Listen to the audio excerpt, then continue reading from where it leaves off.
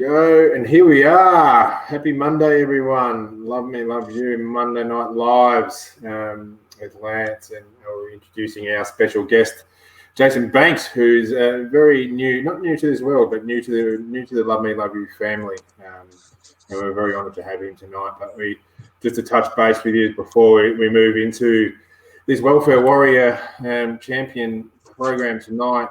Just a bit humbled by actually what's been happening with the foundation in this last month. We're just talking to Jason off air about just the amount of programs and partnerships and support that we've been given over our journey. And just in the last month, everything's just sort of really exploded. And the amount of people now being booked in for our Welfare Warrior training program is in the hundreds. They will have to be sort of go through that program in the next few months, 3 to 4 months, plus the lifetime of wellbeing, plus everything else that we're doing. Myself, I'm having to present, 6 to 8 times a week to different organisations. Again, I've got a school tomorrow on Wednesday that I've got to do up in Chiltern, which I'm really excited to be a part of.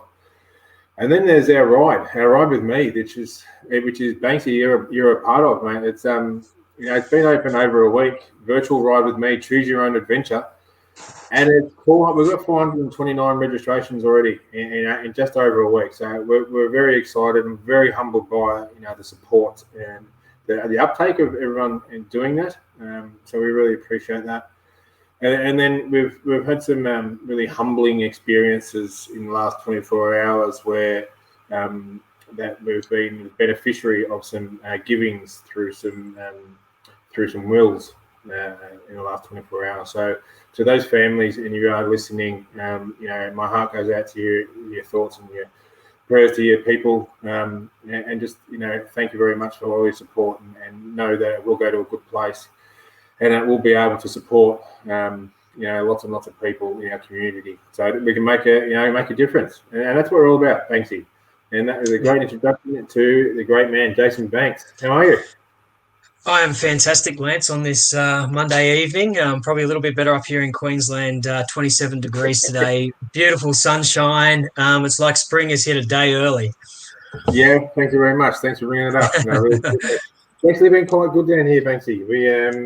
The sun has slowly coming out. It's decided that the spring is obviously tomorrow, so we're getting a little bit excited. But then in true Melbourne style, it's going to be crap for the rest of the week. So... but that's what we're living in, and that's perfect. Yep. But I just want to give people the background on who you are, and you'll obviously fill in the blanks. These days, you are the principal, the director, the boss of an organisation called Building Better Humans, which goes through a whole health and wellbeing and physical activity for your clients and people in your community, which is not what you always did, Banksy. This is not where you always did. And you please tell us the story of where you started when you were 15. Well, I think if I was to write a script now where I've ended up now to where I started, no one would actually ever believe me. But it is true. 15 years of age. I guess going back a little bit forward to that, a little bit back from that is, my parents owned owned a roadhouse up in North Queensland, and owned a restaurant in Hervey Bay on the coast here in southeast Queensland. And I guess I was brought up from the age of 8 or 9 pumping petrol. Back then, it was no self-serve. You actually had to do it out there, and I was handing $50 bills around, and I guess that's where I got my work ethic really from, was my parents really giving us that good grounding of working in sort of, I guess, a retail setting. But yeah, 15 pushing trolleys at Coles, and then I spent the following 14 years after that working for Coles in store management and in the operations team, until I saw the light and wanted something a little bit different, and went over and jumped over to the great Bunnings team it is back in 2002. Still the Bunnings team and the Bunnings family still have a really place in my heart still. 16 years there, and in operations within Queensland, and then my last role, which a lot of the team out there may be listening to, or a lot of the people may be listening to and watching this tonight. I was a safety and wellness manager for Australia and New Zealand. So, but it got to a point where where things happen and changes happen, and I was really looking for that little bit of a difference. And I guess one thing that's always probably sat dear to me is the fact that I always want to see people grow and develop.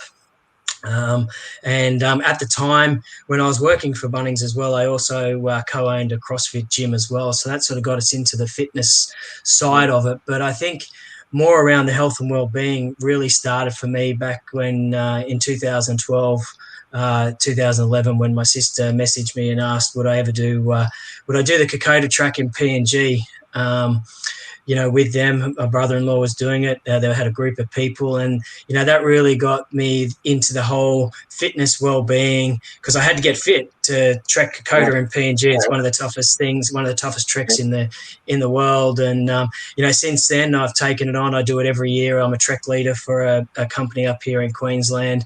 I was down to do two treks this year and lead 2 treks for them, but unfortunately COVID's put a stop onto that. So it sort of got me down this path of this health and wellness, sort of area that I sort of am in now. Hence, building better humans. I have PTs, but for me, there was just something that was really, really missing. And I want to make an impact on people's health physically, but also, it's mentally. I find when I was doing the Kokoda track, you can be physically fit, but if the mind isn't on point, it's a tough trek. And for me, the Love Me, Love You Foundation is a great foundation. And I remember meeting with you in South Yarra in a coffee shop when I was in the Bunnings days, and we just connected. And ever since, even in this new world that I'm in now, post my career with Bunnings, we've stayed connected all the way through. And I just love what the foundation stands for. And it was a missing piece for me to sort of slot into my purpose and my why of impacting individuals, both physically and mentally as well. Yeah. So, yeah. Oh, wow. What a little story. Well done. Give yourself a round of applause. And thanks, with that amazing head of hair as well. It's very, very jealous, Banksy. Very jealous. I am losing it. Luckily, there's not a camera behind. I'm only 3 years off hitting 50 and starting to lose it. The eyes are going, and I have got my physical and I have got my mental health, and that's the main thing. I think that any of us could wish for. We might lose the hair. I'm not going to ask you to take your hat off because it's probably, I'll just show you the aerodynamics, mate. That's what it is. That's what it is. Yeah, good stuff. Walk from the car to the house a lot quicker than everybody else. So, I love it. Right. Love it. As you said, it's been quite a journey, and I actually want to bring it back to that day where you were in Parliament. There is a day you're in Parliament doing a presentation and talk to the ministers about the mental health in the workplace. Well, I was privileged enough to, in the role, be invited from Mental Health Australia to present and do a bit of a segment on what Bunnings are doing within mental health. And Bunnings have got a great program supporting their team. And it was great. I was privileged there to sit there, to stand up in front of Parliament and to ministers and to talk about it. But, it was probably a time as well where it was a bit of a reflection for me. It was the following day that I actually resigned from Bunnings. And it was probably a point where I was really finding where I was. And, I often look back in reflection and look at that photo that it was taken with Mental Health Australia on the lectern. And I look at myself there and I didn't look well. I looked mentally that I was, mentally I was probably struggling a little bit with the, not so much the workload, but things had happened over a period of time where there was a lot of travel involved, and probably if I wind back the clock a couple of months previous to that is really when my wife Larissa actually asked me the question, are you okay? How are you? You're not the same. And I still remember that Sunday quite vividly, where I sort of broke down in tears and just said, I'm just not enjoying it. I wasn't enjoying it. And she was the one that was probably was a real light for me to, ask the question of, well, why don't you just resign? And I'm like, well, I I can't resign from Bunnings. I've got Yeah. Bunnings blood running through my veins.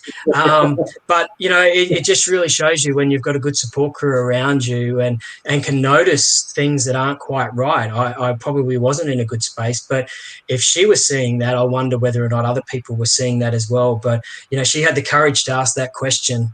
And I know doing the Welfare Warrior program, and it takes more courage for somebody to ask how someone else is going than what it actually takes for someone to put their hand up that they are struggling. And for me, things happen for reasons, and I needed a change and to take a step back and really find my purpose and my why. And it's great. Now I get to support so many more individuals through socials and what I do with PT clients, physically and mentally, that I would never have been able to do in a corporate world. So things have turned out in a really positive way now.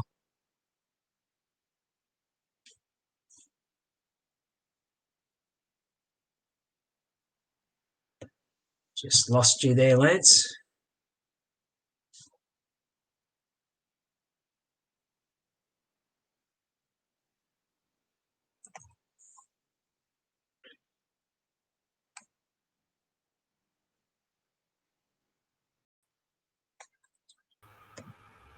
Sorry, mate. Sorry, just lost you. That's right. We're back. Technology. This shows how normal we are, like everybody else. Exactly. Yeah. It is love me, love you. There's not love me, love Wi-Fi. That's not what it says. This is how normal we are. Yes. But anyway, we're back. All right. We're you back. being is what we were talking about, and the difference that you are making in this world, and the journey that it has become. With that, I would like to just let everybody to know Jason's involvement is not just the fact that he's been through it and he's a champion and all that sort of stuff, but he's now become our Welfare Warrior ambassador, for our program, which is a huge step for us as an organisation and us as a community, because having been through the first one of the virtual programs, we've been running the program for a little while now, but the virtual program and the impact that it's been able to have in such a short period of time. I know that there's been a few people that went through the first program that have had to really actually use the tools in their life, with their people, within 24 hours of actually completing the program. So, and I know the difference that it made. So, for you to be a part of that, we're honoured, as I said, from our relationship that we've had the last few years, mate. We're honoured to have you as a part of our family. And so please, everyone, just make sure that you'll be hearing from a lot more from Banksy. And he is known as Banksy, and this is what we call him. You can be official and call him Jason, but Banksy is how it happened. But it's be hearing a lot more from Banksy in what it does. You've been involved with health and safety and well-being for such a long period of time, especially through at Bunnings, and you're a big part of the development of the leadership program with mental health through Bunnings, which obviously gives you a great background as well, because we all love Bunnings, and I only found out just 3 years ago that they do more than sausage sizzles, which is amazing. But for an organisation like Bunnings, 50,000 people on staff, but the simplicity of how they go about their people, because it's been led beautifully by Mike Schneider, who's a director of Love Me, Love You as well. But, tell us a bit about that experience there. Yeah, well, I think that one of the things that was great to work for a business like Bunnings was the team are first, and not just focused around there's a great business there within the bottom line, and they produce some great results, and they service the communities with home improvement products and supplies, and they're out there supporting the community from the sausage sizzle all the way through to when they could get out pre-COVID and do gardens up for people, and highly involved in the community. They always feel that they're a family business, but operating big. which is really hard to do. And but one of the things that it really sort of stuck with me was the focus that they have around mental health, their EAP program. Just the ability for them to be able to be a large business, but be nimble enough to be able to, get close to the team if they needed to, and help people and support through counselling services, but also through their training programs. Leaders, it's, as you say, they employ 50,000 people. They've got, no doubt, got thousands of leaders, but they're dealing with everything that we're dealing with. And I think the one thing that I always used to hear Mike talk about was that we're a reflection of our community. When you employ 50,000 people, you're going to hear and we see everything that's happening in the community. And I know that the stats out there around mental illness and suicide, that's just reflective of what's happening in that business as well. And they've got a great mental health program. And for me, I'm honoured to be able to jump on board with the Love Me, Love You. I feel privileged every day. I get to wear the gear. But for me, the Welfare Warrior program, going through it myself, and I've actually sat on it from a looking from a facilitator's perspective, is it just gives everyone some simple tools to put in their toolkit to be able to use them. As you said, we had people after that first one that were using those tools that we'd given them through the program, and it's nice and simple way that it's articulated where anyone can use it. Mum and dad, if you've got kids, the Welfare Warrior program is for you. If you're a leader in a business, the Welfare Warrior program is for you. It doesn't matter. There's no rank or who should do this. The more people that you can get, I looked at it, I think I put a post up around the Welfare Warrior program, and it's like first aid is there to help with the initial impact that happens when somebody injures themselves. It's like a bit of a triage, I guess, and you don't have to be an expert in being a doctor or a nurse to be able to help somebody. The Welfare Warrior program is really that first initial stage when you come across somebody that is not quite well mentally. Traveling so well, and we believe we're very, very proud of it, the program and the work that's developing this program from everyone involved at the foundation has been a mountain of work over a long period of time to get to this. And you said it's creating a simplicity in its approach, because I do believe that the mental health system has become quite complex, and how people approach it has actually become even more complicated. It is a complicated system to approach in terms of the mental health professional health services and accessing the right one and getting the help to the need. But what the program does is you're saying is about that peer-to-peer level. Peer-to-peer support is the major stepping stone in terms of that person leading to a greater recovery. In terms of their strength and their hope and their courage for their story, because you don't just go from me feeling like crap or feeling down and showing the signs and symptoms and acknowledging it here to straight to a psychologist. You've had that conversation with somebody. You need that maybe to acknowledge to yourself. You need somebody else to acknowledge it to you. This is what I've seen. This is what I've heard. This is how we can go about it. And I think the simplicity of the program is what it does. We've been able to beef up the program to a point with resources and tools and everything that goes into it, that people are walking away with just a greater confidence of, one, understanding, firstly, self-care, because this is the big thing. It would have been surprising for a lot of people in it, but is the best thing that you need to be doing in terms of supporting someone else is actually being able to support yourself. And understand how you do that. Because if you don't have that foundation here, you're trying to build off a crumbly block, and that's not going to work for anybody. So it's we're looking forward to many more people going through the program. And as you said, just taking care of the community, because community is king. We keep talking about it. And you said about before running, it's a reflection of everybody that's in your community, and it's ourselves. We're a reflection of the experience that are happening in our everyday life. So it's but when you started out with the trolley at 15 May. I shouldn't have said trolley boy. I should have said trolley person, I guess, to keep it all up to me. But back in the day, perfectly fine there, mate. You're a good here. Trolley person back in the day, and now you talk about the building better humans and your PT work, your training work. I follow you religiously and keep regularly updated with your work through social media because you're obviously up there.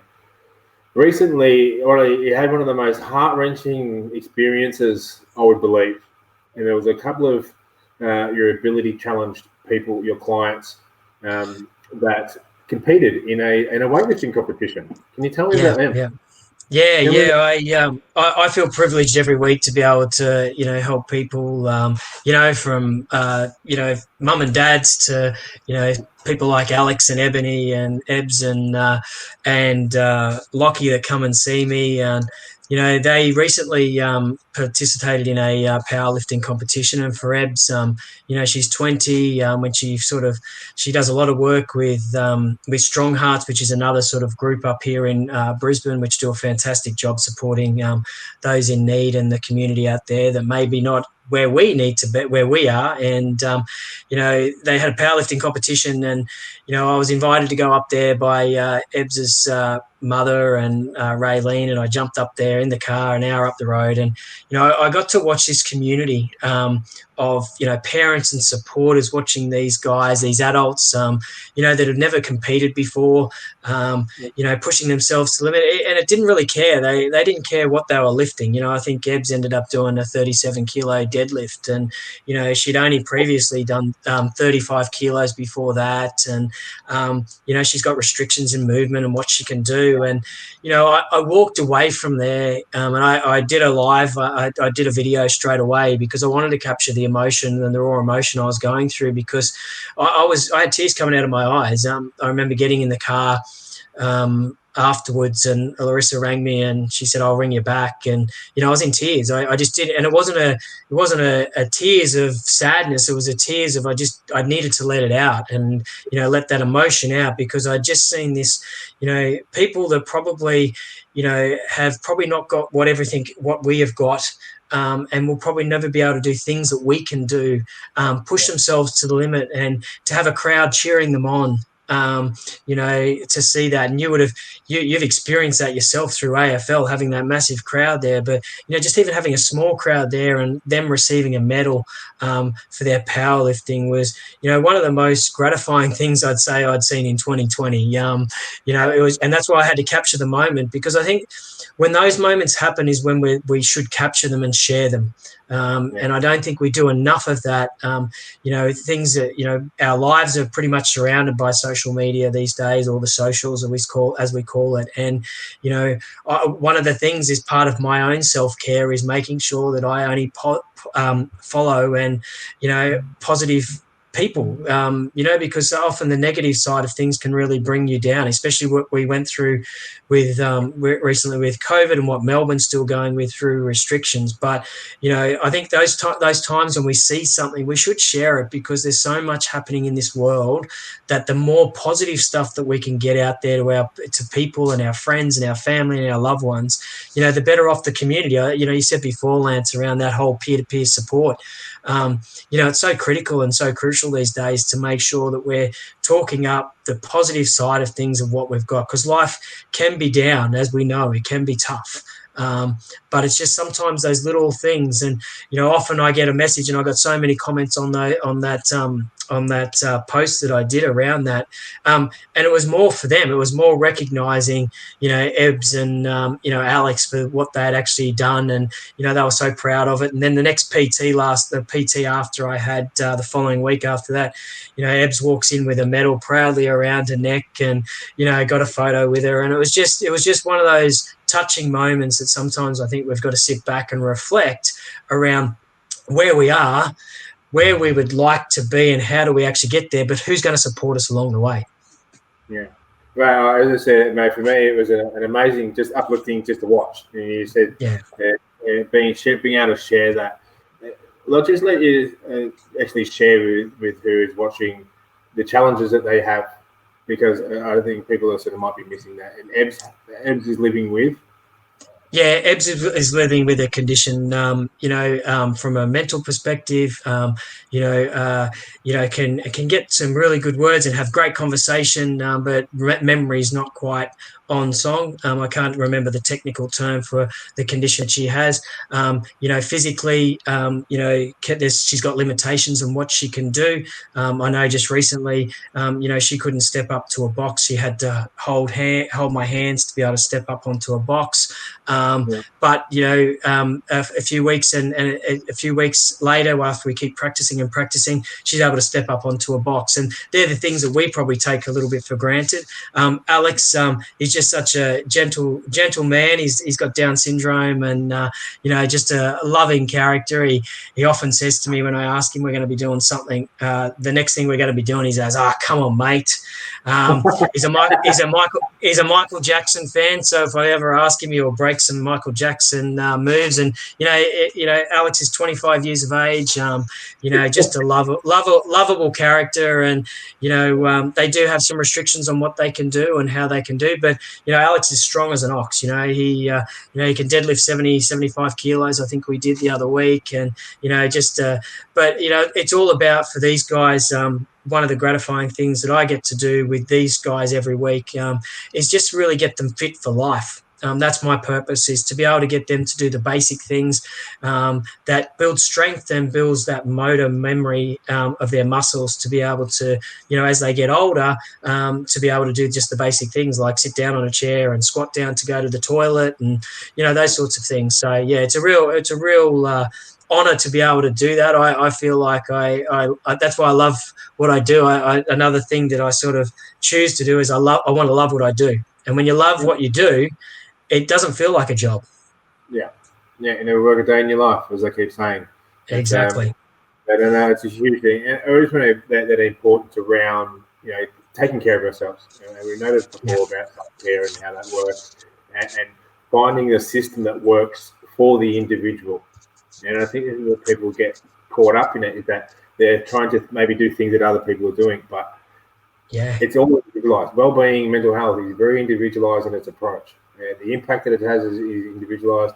So, and it's been a big one for yours.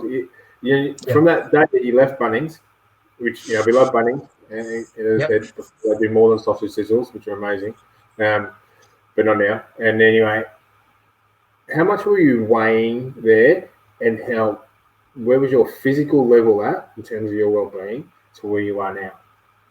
Yeah, well, I think when I was there, from a weighing perspective, I was probably sitting around the high 70s in kilos, but I'm dropped down to a lightweight 75, 76 kilos now. But I think it's more the fact is if I was to tell the story, the CrossFit Opens a worldwide event that happens in CrossFit every year, and the previous year I'd always wanted to get into the top 200 in the world in my age group of the 45 to 49 age group, and I tried the previous year to crack that. I actually took some long service leave to be able to train as an athlete. I wanted to be an athlete, living the childhood dream in my 40s. I had a dietitian on board. I was training. I was training, an hour and a half a day, split sessions, and I ended up 220th, I think, in the world. And still a great feat to be out of 15,000 people worldwide. But once I'd left Bunnings, and I think this is a real change for me. I changed my diet when I left Bunnings. I changed my how I was training. But I think going into that Open that year, after the year that I'd come in just outside the top 200, was my expectations mentally had changed. So I had actually gone in with a different approach. And my approach was that, whatever is going to be, I'm just going to do it, see how I go. I had changed my diet. I had changed my training. But mentally, I changed as well. And, the second week of the 5-week period of the Open, I started to go, oh, I'm actually pretty highly ranked here. I'm actually doing better than what I was last year. And, Yeah. I think it was week 4. I ended up one of the workouts. I ended up 35th in the world, Wow. and I ended up, by the time the qualifiers had finished, ended up 126 in the world. And I actually reflect back on that a lot of the time because things had changed. It wasn't just one thing that had changed for me. It was 3 things that had changed, but getting the diet right and the healthy eating right and the right training, but also getting that mindset it was right. And you could tell probably a lot of stories around being an AFL footy star, and mentally, and the mindset is such a critical thing. I just had to get that plug in there that Lance is an AFL footy star. That, that I should be feel privileged that I'm actually on the phone and on this call, and you're interviewing me, mate. and footy But stars down to reputation, mate. But thanks yeah, anyway. I know, no worries. But for me, it was those couple of things had changed, and it was it really set me on that path around. Mentally, I was in a lot clearer space. I had a lot more clarity, and I think you just mentioned before around self care is individualized for everybody, and it is things what I do every day from a training perspective. I know a lot of people don't want to do that, but I often talk to people around the physical side of it. Is it might even just be, instead of walking 10,000 steps on a day and setting a target like that, it could be walking 15,000 steps a day and splitting it over 2 sessions. It's you've got to find what works for you, and I think sort of that self-care is really making sure that you fill your own cup up. As I use that terminology because I love when you use that, Lance, is around you've got to fill your own cup up before you can actually support others. And for me, finding that balance between training, healthy eating, and also mindset really put me on that trajectory of I'm ready to go. I'm ready to start over again. Big rocket launch. Look at you. Yeah. And your lovely partner, Larissa, who is, there's not so many people that we're probably going to call you the fittest couple in Australia at the moment. And she's been a big supporter of, obviously, you as a human, but with your training, well-being, your self-care, because she's obviously equally invested in how that works. Yeah, definitely. It's, I guess the last couple of years, especially, I've always been in sort of, it's my focus around the competition side of things, and I'm so proud of her that this Sunday she's actually got her first Masters weightlifting competition this weekend. No pressure there, babe, but she's got that this Sunday, and it's going to be. She made the decision a few months ago that she's a great weightlifter. She's got great technique. For us to be in our 40s and to be able to move, and especially how she can move, throwing a barbell around is great to watch. But I'm going to be in the crowd. Well, very limited because of COVID, but I'm going to be sitting back where she's probably sat back and cheered me on. I get the opportunity to cheer her on this Sunday, and it's about support. That I think having somebody within, often when I talk to people around support is who's your support crew, and she's on top of the list of in my phone, in my notes, who's my support crew if I was to jump on board, and she'd jump on board there, no doubt. But you've got to have that support. When we really find that balance of training and eating, and also doing things that we love as well at the same time. Like recently we were really. I'm a planner. I love to plan. I love to have everything nailed down. But recently we jumped in a car and said, well, let's be spontaneous and let's jump in a car and travel up to North Queensland with nowhere to book. We had nothing booked, and we just had a good time. And I think that's what you've got to have, that balance, but you also got to have your own time as well. And for me, my training, when I train by myself, is my time. When Larissa does her macrame, which is probably in the other room at the moment doing macrame, she's a talent at that, is her time as well. So it's finding that balance between the two. But she's a great supporter, and I'm looking forward to this Sunday watching her weightlift on the platform. This little bit of a different pressure from a CrossFit workout to getting on the weightlifting platform. But kudos to her for wanting to do something a little bit different for her as well. Having a crack, yeah, and being able to be supported. Great relationships work because when you support each other to do what you want to do, and make and you make those sacrifices, you make those compromises to make it work for each other. And it's not all a one-way street. And as you purely show how you work that, it's And I think just jumping in there, Lance. I think that if I was to wind back the clock, if I think about that moment in time back, August 2018, when she said to me, you're not the same. I wouldn't be I might not be sitting here with you right now having this conversation and sharing, the journey that I've come along with. So, it's, there's my supporter. She's she's my support crew. So, talk to mum every week. But, it's that moment in time, isn't it? And having that support around you that makes all the difference. Yeah. And it is, and allowing it to happen. Like, for me, we talk about my wife Emma, is being like, I wouldn't be who I'm able to be today, and that's alive, without the support of Emma and what she's been able to do for me. And I'm very lucky that I have an amazing. You talk about support crew and your mum, who we just said popped up. Then, same thing for myself with the relationship that I have with my mum and the support and the relationship, the friendship that we have. It's making it work with each other, because as you said, it's a two-way street.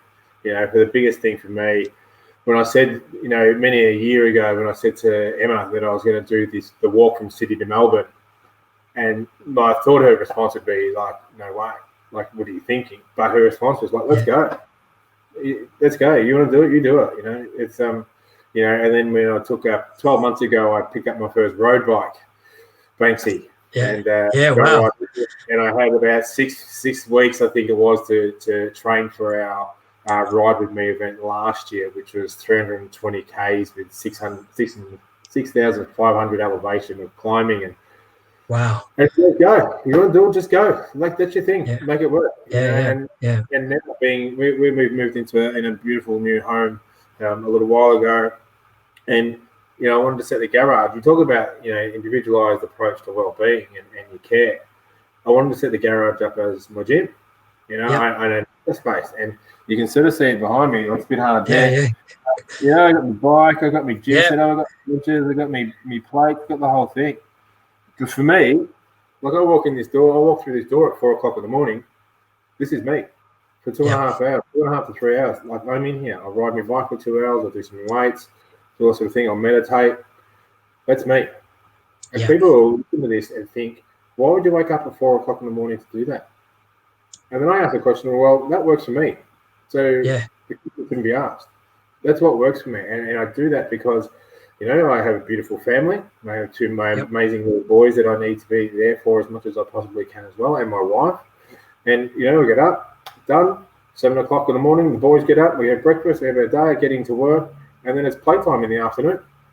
Yeah. If I have to go away for that playtime, as you keep saying, making sure that you have your me time, but if you're taking time away from the things that really matter in life, and for me, it's family, and the same thing for you, Banksy. Like, I know how much of a family man you are, and how much of a role model you like to be for yours. It's the world that we live in, and making that work. So for those that want to get up and train with me at 4 o'clock in the morning, more than welcome. Give me a bell. It's quite funny. I had to say to Larissa that when we were setting up a gym in our backyard, that we're not going to have an outdoor area because I'm taking up the whole backyard with mats and I'm putting a rig up. She sort of looked at me thinking, well, where are we going to have barbecues and where are we going to eat? Well, we'll worry about that later. I'm setting up a full setup of a gym outside, and it is my space. It is our space. And it's finding, as you say, it's that individualized, finding what works for you, because there's no cookie cutter approach to your own self-care that is going to work for you. That's for sure. And now she jumped back in. I have no undercover eating area. You got a big house. Eat under that. Yeah, that's it. Exactly. I know, it's amazing. And it is the work that you do. We're very lucky. We're very humbled to have you a part of it, mate. It's just some comments just before we move forward. Great Matty Pilios, who's our director and co-founder at LMLY, is just sensational. Great work, Lance. Just throw it back in there. You missed the footy star in there, David. Thanks for that. Thank you. Physically fit helps mental health, and it does help. It does. It does help. It is not everything. Yeah. But it does help. And creating a holistic approach to our mental health is extremely important. Finding the therapeutic things that you need to do for yourself, taking time out, how to slow it down, how to journal, how to express, getting into art or music or whatever it is, dance like an idiot in your lounge room for the sake of it. It is creating a holistic approach, we believe. Dan, the great story, Jason. Thanks for sharing. Thanks, Dan. Thanks, Dan, one of your boys. Keep your great work. Buckets Michelizzi is one of my old footy mates from back in the junior days, and he had the hands. This guy Nick Michelizzi, Jason, he had the hands the size. He had his hands the size of the door. Wow. Michelizzi. Austin Banksy. Thanks. Great work. Michelle is very fitting. Michelle's obviously a part of the program as well and will become a part of the Love Me Love You family moving forward. It's very fitting for the Love Me Love You Foundation. It's such a champion. And having been through it as well, she'll use this professionally and personally. Can't recommend it highly enough. Thanks for that, Michelle. Nice. I'm going to give your mum another plug, mate. She's a ripper. There you go. She's read you, mate. She must be a ripper. So it's Tony, great listening. You're really enjoying the content story. Guys. Do appreciate the comments and people supporting. We took a bit of a punt when we first started this Banksy, these Monday nights lives, and I did this thing, and then we launched it with our Matty Pilios, who we just had on before, and just the response that we've had from people, because we've had a range of people, and an amazing range of people that have been a part of this, from the professionals through lived experience. A couple of weeks ago we had Kane Watts, the Australian champion boxer. We've had our board members. It's been an amazing experience, and for me sharing, and I did share last week, and you did follow up with me. Yeah. And I do appreciate it. And we talk about the support that we get from the people, and people that we don't think need support are usually the ones that need it. Yeah. And I did last week. I got pretty deep last week's journey session, and I do this a lot. And I do present a lot, and tell my story, and I reflect and I make it work because I know the connection that it has to people. And you follow it up pretty much the next day, and just said, "You go, all right, mate. Last night was a ripper," along those lines. And for myself to you, I appreciate that. It just shows the human you are and the connection that we're having with our stories. Yeah, and how that storytelling and sharing has for the people in the community. Totally. And listening to you last week, I've heard your story on a number of occasions, but, sitting back watching, I was laying on the lounge watching it through my phone, and, I saw a different level. And, I think sometimes, you've had to experience a hell of a lot, no doubt, in the last few months with COVID. And, I think you said before that, there's a lot of people wanting to get on board the Love Me, Love You welfare warrior programs, but, the work that Love Me, Love You and yourself and Jimmy and that do through that support pathway, and that we have seen a spike in people having mental challenges through COVID. I think that's probably had a toll on you as well, where you were letting that emotion. I saw that emotion come out in you last week, and I know your mother did, and a lot of other people did as well. Dottie and a few of the others saw that come out, and sometimes that's a good thing. You had that opportunity to sort of get that off your chest and to get that emotion out, because you have had to experience a hell of a lot over the last couple of months for supporting a lot of other people as well. Yeah, and it is. And you talk about the support pathway, and I appreciate that, Banksy. And I did, and not just from yourself, but I had a number of people in this last week have reached out to us just to say, checking in, and this is all we ask for. It's just normalising the behaviour around the checking in. And I think that's as simple as you can possibly get it, because if we have to wait for someone to show the signs and symptoms and go through that berserk, let's get it before it happens. And normalise those conversations. Checking in should just be a normal thing that we do. Not, no, do I have to check in? Do I have to check in? Let's Yeah, make it yeah, happen. Communities are people, and we talk about in the support pathway just there, with the work that Jimmy does in heading up that support pathway program. Just let people know also, the support pathway program that we deliver through Love Me Love You is a free service that is a counselling triage service, which then best match criteria you to the right individual health service that you need. Depending where you are on that risk level, in terms of, talk about the mental health spectrum, from 0 to 10, 0, to 3 being not the best place in the world, in real high risk, to 4 to 7, and, obviously the flourishing part of the world. Where you're at, as you said, the approach that you need for your strength and recovery and support is different for the person that's going at the high end to the low end. So, but we're helping navigate through that system. And, and you said the increase that we've seen through this COVID period, Jason, it's the numbers that Jimmy is being worked, through the clock to make sure these people are being supported and regularly checked in with and followed through. Beyond blue, they're 50 to 60% increases. But I want to please ask the people out there, and it gets my goat a little bit, is that when the language that we use around suicide, okay? So when people talk about suicide, please do not use the word committed. Committed means that it is a crime. Suiciding, when someone dies by suicide, they die by suicide. They don't commit suicide, okay? And it actually really gets me, because what it does is actually it creates another boundary, another barrier around the stigma attached to these types of conversations. Yeah. Also to the fact that the people are reporting out there about, the fact that there's been 1,000 suicides due to COVID period. There's no real-time data. So the stats that are coming out like that, it's not to be reported, okay? And people I understand people are trying to make a difference and create awareness around it, and create the fact that we are going through a crap time. And it is a really challenging time for a lot of people in our communities.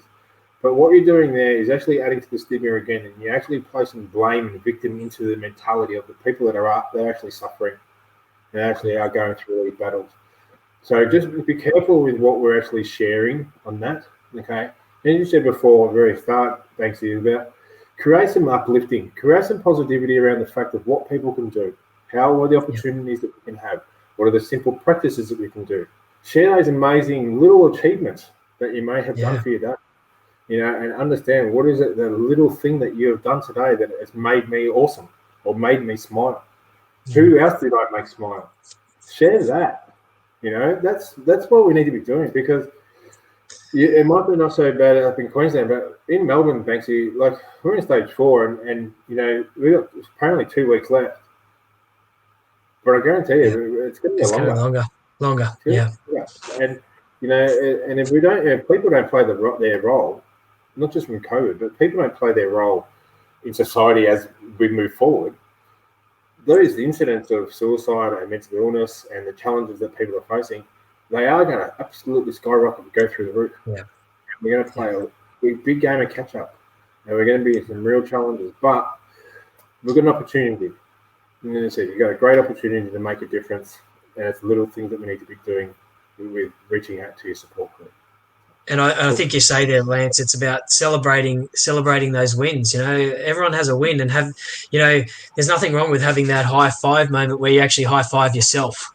There's nothing wrong with that. I've done that. I do that on many occasions, actually. Luckily, there's no video out the back in my backyard when I'm working out, because I high five myself all the time. But it's about actually celebrating those little wins that we have, but also celebrating other people's wins that might not be so open to sharing that. That's sometimes those little things make such a big difference, and that support crew is critical. One of the guys that just mentioned before, Tony Manzoni, he's on my support crew, and here he is. Yep, the legend himself. He's a great mate of mine, and we talk twice a week. He's in Victoria. He works for Bunnings. He's one of the state regional managers down there, and we touch base on twice a week with him and just checking in, because he's got his whole family. His daughter's in Queensland, and his wife and son are stuck in Perth, or in Perth, working in Perth, and he's in Victoria by himself. And so I'm part of his support crew, but he's also part of mine as well. And it's so critical through these times that we've got people that we can call out to. Powerful bonding relationship there. There's Heidi. I'll tell you, Manzoni, I just want a little story there. First of all, my brother was actually he was supposed to be named Anthony, which would have been shortened for Tony, which would have been then Tony for Tony. So I'm all over it. So my brother's name is actually Lee Anthony. No, so not Tony, but anyway. That's great. All good. Heidi, she said, you can see you both have a great friendship. Being comfortable in the environment makes sharing your journey that little easier. Thanks for sharing, Jason. And it does. And that's what we aim to do. And that's what everybody should be aiming to do within their own environment. Create that safe, comfortable, non-judgmental environment that we can share as much as we possibly want to and need to, because it's holding it back, holding it all in, you can't support what we don't need supporting, and making that work for us. So it's thanks for that. Kathy, I'm heading to Bunnings to buy some concrete to start lifting. What a legend. Concrete. You can just get some dumbbells or something there, mate. Yeah, exactly. Grady's obviously mentioned through when I was talking about the suicide. Such a simple but hugely important distinction. So thanks, you. I could keep talking to you forever. I am going to wind it up. We're going to keep it going. We've got to make sure people can get to bed. But well, I must leave on one thing, but I think one of the best things. I'm not leaving yet. Okay, you go. Now I've got some questions to go. You're running the show. That's right. You're running the show, boss. Okay, my job. I've been on your show before. This is my one. What would you tell your 15-year-old self? That was a solly person. Yeah, cool. And I think Fiona Hurl, who's a great supporter of and linked with Love Me, Love You. I love the words. Is be brave, be humble, but be you. A really simple approach. So many things I'd love to tell my 15-year-old self, but I think if you can be brave in the world out there, but you can be humble at the same time, but you've also got to be yourself. And I think if you can be that, you're authentic, you're real, and you can support people along the way as well. Yeah. That's why also the humble word, humility, is one of Mike Snyder's 4H words that he has. And what is it? The humility, happiness, hard work, and humour. Humour, yeah, because it would be humour, because he's actually got can I say it? He's actually got a bit of a wicked sense of humour, Mike. That's for sure. Yeah, there's plenty of jokes I can tell. Plenty of jokes he's pranked on me in the years. That's for sure. Especially with water and a hose in a nursery. But I'll leave that one for another day. Leave it there, please. Anyway, what does mateship mean to you? Obviously we've covered a lot of it, but.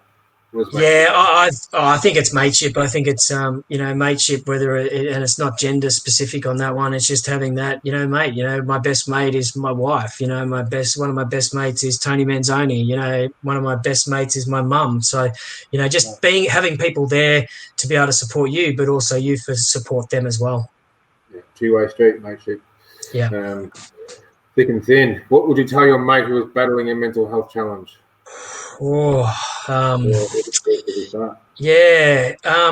think we've really covered off a lot of it. I think, just filling your own cup up, to be able to support them through their mental health challenge. But I think you mentioned about the matrix before and where people sit on the matrix, and, that well-being side of things can make such a big difference. And, we've touched on a lot of it tonight around, individualizing, having diversity in your own self-care, but also showing them some things out there that, they can actually do for themselves, that they might not be, you mentioned before, go and do an art thing or go dance like nobody's watching, and those sorts of things.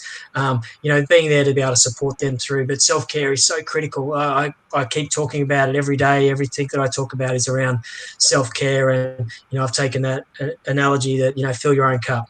You got to keep filling your own cup. Yeah, good job.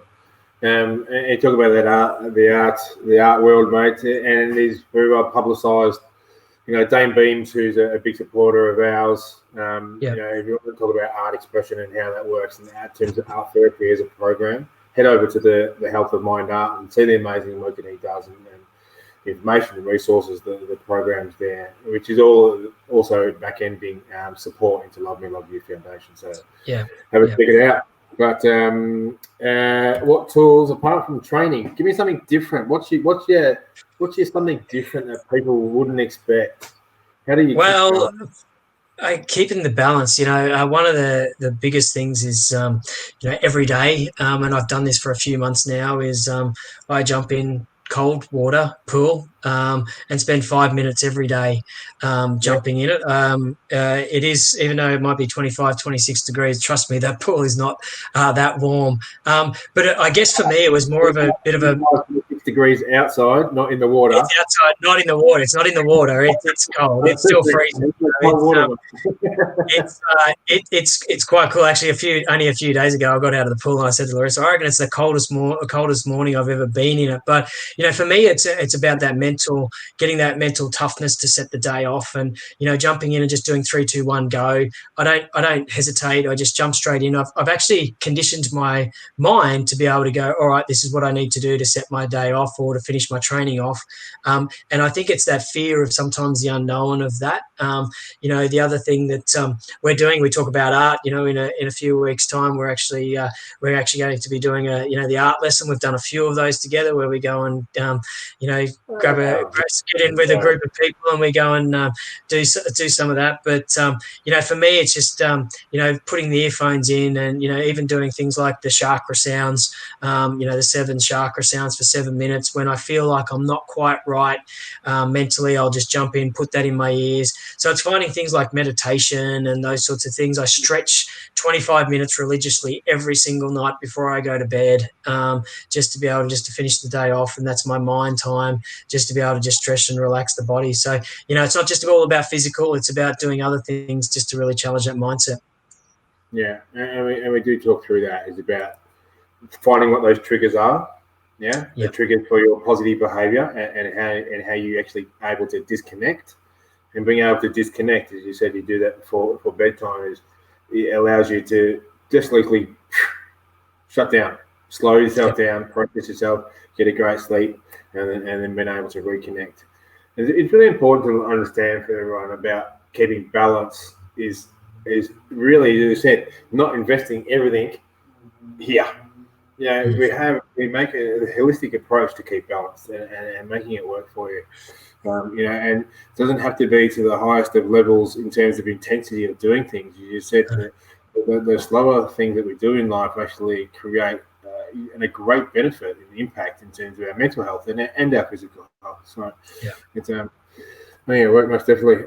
And just to get all deep and emotional on you, mate, and you can go wherever you want with this, but keep it above board. What do you wish for? Oh, wow.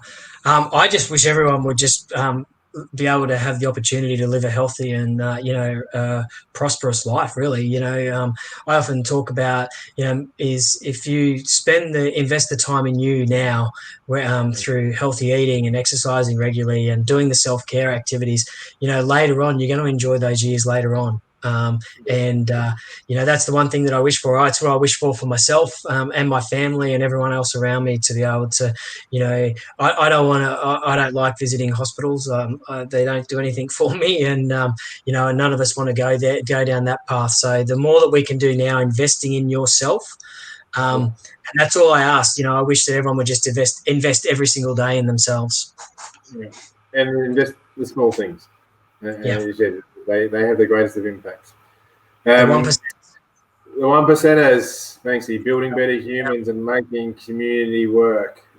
Contributing to your community is what you're all about, mate. And And so we're greatly humbled and honoured to have you as a part of the Love Me Love You family, because that's what we like to have everyone involved, and making a difference, because the amount of work that we're able to do and being supported, and I said at the very start, the support that we receive from the people in the community, whether it be the littlest of things and be the largest of things, everything makes a difference for us. And, and it drives my vision and mission every single day.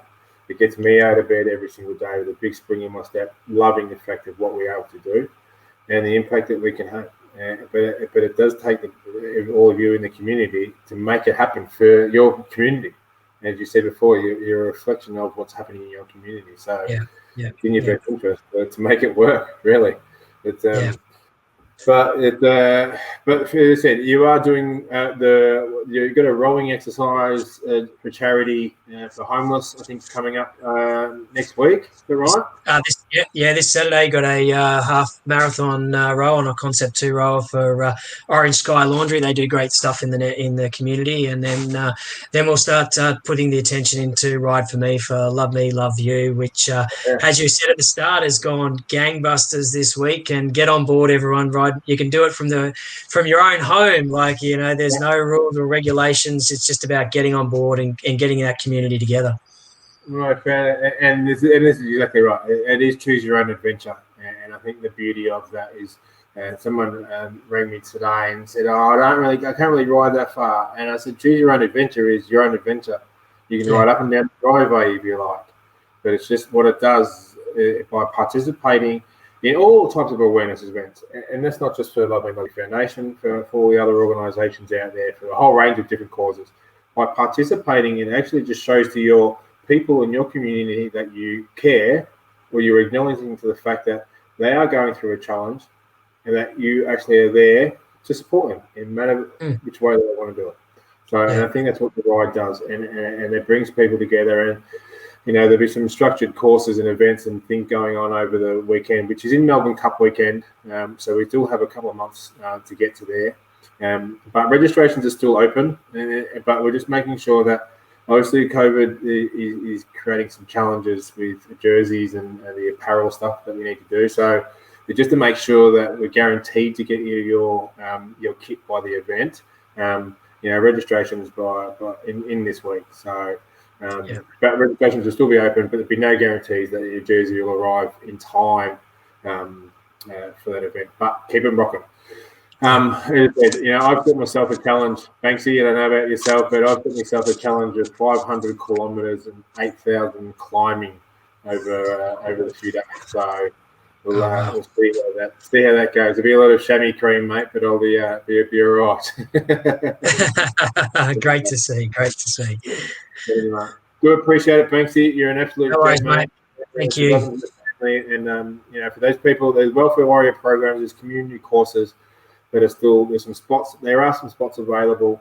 So check out through the website at lovemeloveyou.org.au, or through our socials. There's a whole heap of information and resources to be a part of that. Empowering Caregivers actually is a new program, thanks to that we actually need to touch on, which is launching. First one is in 2 weeks. I'm pretty sure. 2 weeks. So and what the Empowering Caregivers program it just enables caregivers to understand the ins and outs of mental health in child and adolescents, and how to support, how to look out, what to listen for, risk versus protective factors, and making a difference for the kids that they have in contact with. And it's for parents, it's for teachers, it's for coaches, it's for leaders and managers, it's for people that are in contact with youth and adolescents, and teens and youth. So appreciate it. So get involved, make it work. And Banksy, hope it stays cold in Queensland for you, mate. Cheers, mate. Thanks for having me, mate. Have a good night. See ya. Appreciate it.